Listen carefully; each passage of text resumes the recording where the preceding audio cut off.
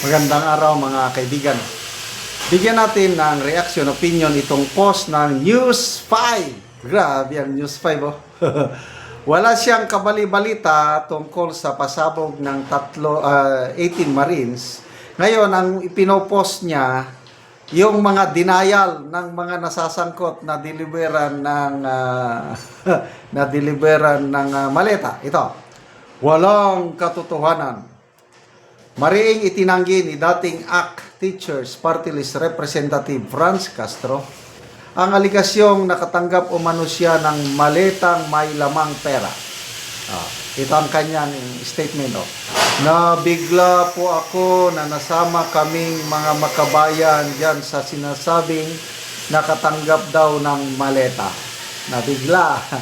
Ito ay tingin natin na distraction at panibagong tactics na naman ito na nililihis ang usapin mula sa mga pinag-uusapan ngayon. Wow! Distraction tayo.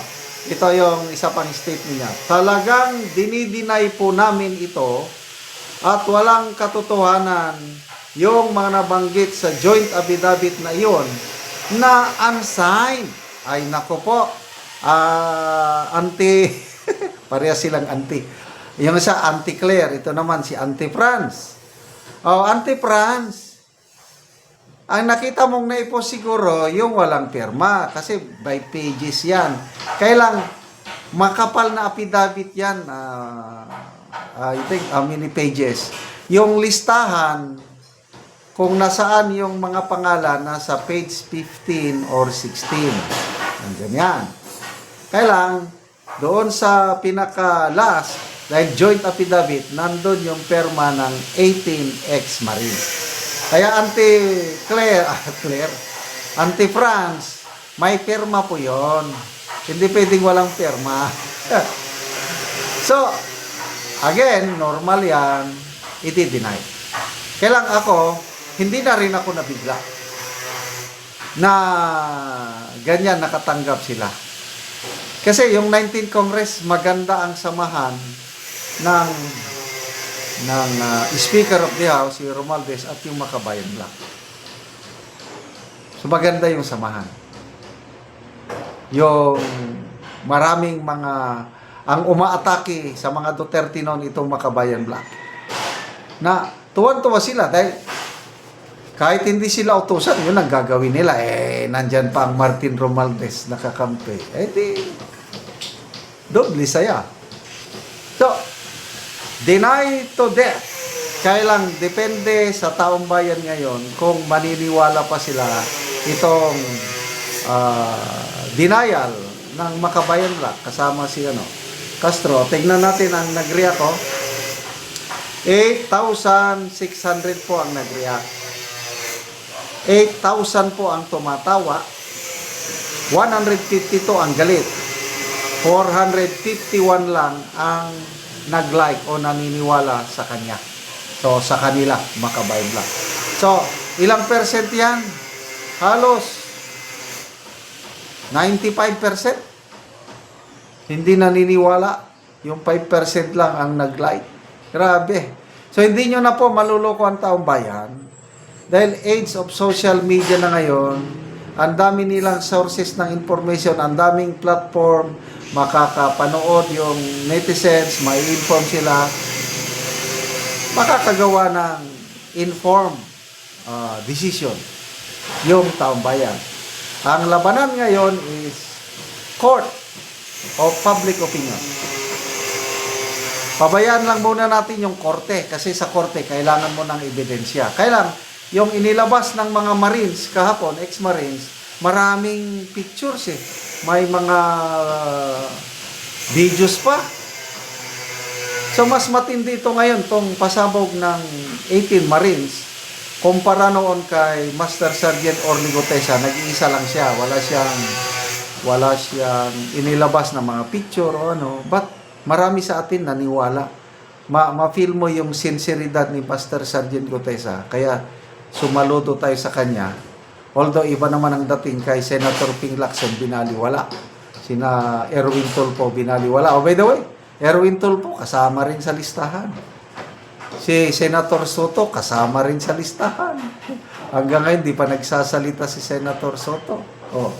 So, talo kayo sa Court of Public Opinion. Mas marami ang naniniwala sa testimonya ng mga Marines. So, basa tayo sa mga comments. Mary Jane Crisostomo, ask the Marines. Oh, hindi na tell it to the Marines, ask the Marines. Lorna Meneses, sino ba namang kriminal na ang aamin? Cassandra Jolie, wow, coming from the convicted. Oh, by the way, yung conviction niya, hintayin natin, nasa Supreme Court na, ilang tulog na lang. From a mountain jungle to an urban jungle. Ano yung urban jungle? City jail. Bilibid. National Bureau of Corrections for Women. Konting ano na lang. Dexter Rejo, wala naman amin ng kasalanan, pero may mga picture. Correct. Aking arak, kulungan is waving, Aling France, your time will come. Dong Buranday, tell it to the 18 Marines. Actions cannot be denied. Panic ka na. Siyempre, walang aminan. Jack Estrella, wala kang choice kundi mag-deny. Kasi, kung magkakaso ka ng libel, ikaw pa need humanap ng ebidensya na pasinungalingan siya. Mas mabuti nga, sampahan nyo ng libel. Di ba? Kung ako yung inakusahan, at alam kong malinis ang konsensya ko, the first thing that I'll do is sampa ka agad ng kaso. Kaya lang, itong mga Marines na ito, saludo ko. To me, nagsasabi sila ng katotohanan. May mga bayani tayo talagang sabi nga nila, this is their last battle in their life. Dumaan sila ng matinding bakbakan sa serbisyo. Kaya lang ito yung labanang matindi. Yan, kakasuhan sila. Magtago-tago na yan. Pamilya nila maapektuhan. Nasaan na si Master Sergeant Orly Gopesa? Wala nang nakakaalam. Sana naman, nasa mabuting kalagayan. So, ipagdasal po natin itong 18 Marines na magigiting na ito. Salamat mga kaibigan sa inyong pagsubaybay sa ating channel. Nakakatulong kayo ng malaki sa tribong Talandig ng Bukidnon dahil ang sweldo natin sa channel na ito is pantulong po sa tribo. Namimigay tayo ng libreng yero at pako para makapagpatayo naman sila ng mas maayos na tirahan. Panoorin nyo ang video na ito. Ano ni ang natagaan na mo yero? Si ate. Nataganing sin dagat nga dagan pa tayo ng mga inabangan. O karon mo na ni ang iyang balay. Sa tagaan sa gawas pa lang nga bahin mo na ni ang itsura sa iyang atop. O karon mo na ni ang itsura sa ilang atop sa natagaan na mo yero. So makita gid nato nga dagko na gid kayo buslot ang ilang atop. So kinahanglan na gyud sila og pero nga ilang ipuli ani. So makita gid nato nga lisod gyud kaayo ang ilang pagpuyo. O mao na pod ni ang ilang kahimtang sa ilang salog. Tungod sa sigig kaulanan ang ilang salog, so kuan na gyud kanang malata na. Ano ni ang ilang kahimtang, ilang abuhan, kusina nila, ulan na pod. So muna ni ang tubig nga nasalod sa ulan.